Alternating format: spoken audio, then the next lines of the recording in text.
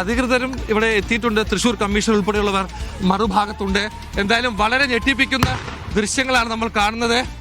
പടക്കങ്ങൾ ഇപ്പോഴും പൊട്ടുന്നു, വെടിക്കോപ്പുകൾ പൊട്ടിത്തെറിക്കുന്നു.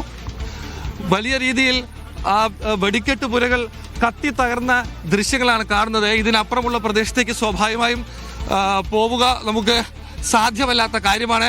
രക്ഷാപ്രവർത്തനം അല്പം വെല്ലുവിളി നേരിടുന്നുണ്ട് എന്നുള്ള കാര്യവും ശരിയാണ്. കാരണം ദൂരെ കാണാം, ഇത് ഒറ്റപ്പെട്ട് കിടക്കുന്ന സ്ഥലമായതുകൊണ്ട് തന്നെ ഇവിടേക്ക് പെട്ടെന്ന് ആംബുലൻസ് എത്തിക്കുകയോ മറ്റു വാഹനങ്ങൾ എത്തിക്കുകയോ ചെയ്യുന്നത് സ്വാഭാവികമായും ബുദ്ധിമുട്ടുള്ള കാര്യമാണ്. വെടിക്കോപ്പ് നിർമ്മാണമായതുകൊണ്ട് തന്നെ അത് ഒറ്റപ്പെട്ട സ്ഥലത്താണ് നടത്തിക്കൊണ്ടിരുന്നത്. ഇപ്പോൾ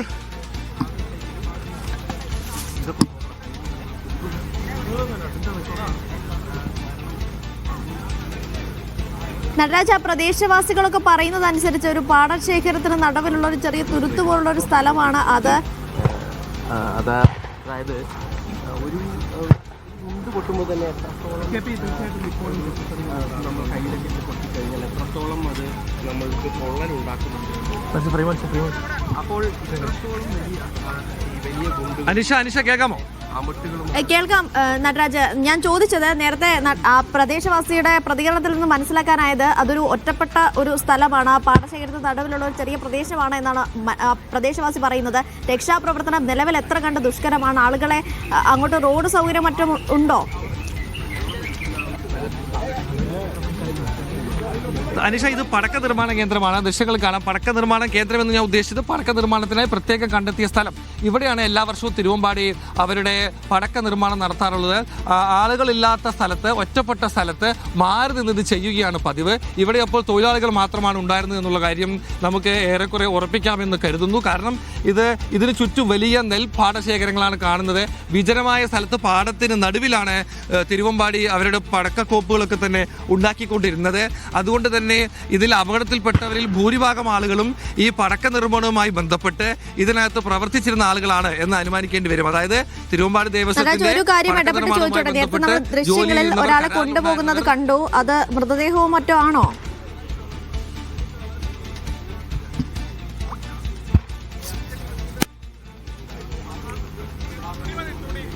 അത് മൃതദേഹമായിരുന്നു എന്ന കാര്യത്തിൽ ഒരു കൺഫർമേഷൻ നമുക്ക് വേണം.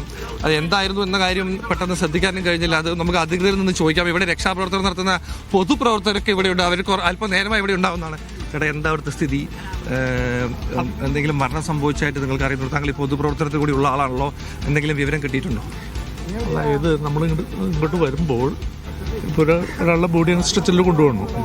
കുറേ പീസുകളുണ്ട്. ഇവിടുത്തെ ആൾക്കാർ, സമീപവാസികൾ പറയുന്നത് 35-40 പേര് ഈ സമയത്ത് കൂടി ഉണ്ടായിരുന്നു എന്നാണ് പറയുന്നത്. വ്യക്തമായ കണക്ക് അവർക്കുമില്ല. കാരണം ഇങ്ങനത്തെ ഒരു ഏരിയ ആയതുകൊണ്ട് വ്യക്തമായ കണക്കില്ലാത്തത് കൊണ്ടാണ് അവരങ്ങനെ പറയുന്നത്. എന്തായാലും ഈ പ്രദേശത്തുണ്ടായിട്ടുള്ള ഏറ്റവും ഭയാനകമായ ഒരു വെടിക്കെട്ട് അപകടമാണ്. അത്രയും കാലമായി തൃശ്ശൂർ താമസിക്കുന്ന ആളാണ്, തൃശ്ശൂരിൽ പൊതുപ്രവർത്തനം നടത്തുന്ന ആളാണല്ലോ. ഇതുപോലൊരു അപകടം സമീപകാലത്ത് എപ്പോഴെങ്കിലും ഉണ്ടായിട്ടില്ല. അത്രയും മറ്റേ ഭയാനക ഇപ്പോഴും പൊട്ടിക്കൊണ്ടിരിക്കുന്നത് നമുക്ക് കാണാവുന്നല്ലേ? ഇപ്പോഴും അനിഷ, ഇപ്പോഴും അത് പൊട്ടിക്കൊണ്ടിരിക്കുന്നുണ്ട്. സ്ട്രെച്ചറിൽ അല്പസമയം മുമ്പ് കൊണ്ടുപോയതൊരു മൃതദേഹമാണെന്നാണ് പ്രദേശത്തെ പൊതുപ്രവർത്തനം കൂടിയായി അദ്ദേഹം പറയുന്നത്. ഇതിൽ നമുക്ക് ഇത്തരം കാര്യങ്ങളിൽ നമ്മളൊരു ഡിക്ലറേഷൻ നടത്തുക, ജില്ലാ ഭരണകൂടം കൺഫേം ചെയ്ത ശേഷം മാത്രമാണ്. അത് തന്നെയാണ് എത്രമാത്രം അവിടെ ആളുകളുണ്ട്, കാഷ്വാലിറ്റി വന്നിട്ടുണ്ട് എന്ന് ഇത് അവിടേക്ക് കടന്നാൽ മാത്രമേ നമുക്ക് അറിയാൻ കഴിയുള്ളൂ വിഷയമായി. അതാണ് അതിൻ്റെ കൃത്യമായ ഒരു വിവരം. ആളുകൾ പറയുന്ന 35-40 ആളുകൾ ഇവിടെ ഉണ്ടായിരുന്നു എന്നാണ് പറയുന്നത്. എത്രമാത്രം ആളുകൾ ഇനി അതിൽ അകപ്പെട്ടിട്ടുണ്ട് എന്നുള്ളത് നമുക്ക് അറിയാൻ കഴിയില്ലല്ലോ. അപ്പോൾ ആളുകൾ വന്ന് അവിടേക്ക് കൃത്യമായിട്ട് ഫയർഫോഴ്സിനും അതുപോലെ തന്നെ പോലീസ്, റവന്യൂ ആളുകൾക്ക് കടന്നാൽ മാത്രമേ അറിയാൻ കഴിയുള്ളൂ. പിന്നെ ഇതിന്റെ ലൈസൻസിയെ സംബന്ധിച്ചിടത്തോളം അദ്ദേഹത്തിന് അറിയാമായിരിക്കും എത്ര ജോലിക്കാരുണ്ടായിരുന്നു. ഞങ്ങൾ രാവിലെ വന്നപ്പോൾ ലൈസൻസി മുണ്ടത്തിക്കൂടി സതീഷേട്ട അവിടെ ഉണ്ടായിരുന്നു. ഇപ്പോ അദ്ദേഹത്തെ എവിടെയാണ് അറിയാൻ കഴിയില്ല. ചിലർ പറയുന്നു തൃശ്ശൂർ പോയിരിക്കുന്നു, ആരോ പറയുന്നു. ആ ഭാഗത്തേക്ക് പോകാൻ പറ്റുന്നില്ല. അവിടെ പോയതിന് ശേഷം മാത്രമേ അതിന്റെ എത്രമാത്രം അതിന്റെ കാഠിന്യം നമുക്ക് മനസ്സിലാക്കാൻ കഴിയുള്ളൂ. എത്ര കാഷ്വാലിറ്റി വന്നിട്ടുണ്ട് എന്ന് മാത്രം നമുക്കറിയണമെങ്കിൽ അവിടെ അതിന്റെ ഇപ്പോഴും പൊട്ടുന്ന സാഹചര്യമുണ്ട്. ആ പൊട്ടുന്ന സാഹചര്യം നിന്നാൽ മാത്രമേ നമുക്കത് അറിയാൻ കഴിയുള്ളൂ. ഫയർഫോഴ്സിന് പോലും ഇപ്പൊ അങ്ങോട്ടേക്ക് കടക്കാൻ കഴിയില്ല. ആകെ 2 ഫയർഫോഴ്സാണ് ഉള്ളത്.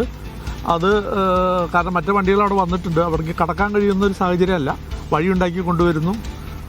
ഇതാണ് ഈ പ്രധാന റോഡിലൂടെ വന്നാലും പിന്നെ പാടമുണ്ട്, അതുകൊണ്ട് അതിലൂടെ ഫയർഫോഴ്സിന് നടക്കാൻ പറ്റില്ല. അപ്പൊ പുതിയ വേറെ വഴി വെട്ടണം. അതിന് മറ്റേ JCB വന്നിട്ടുണ്ട്, വഴി തെളിയിച്ചു വരുന്നു, ആളുകൾ വരുന്നു.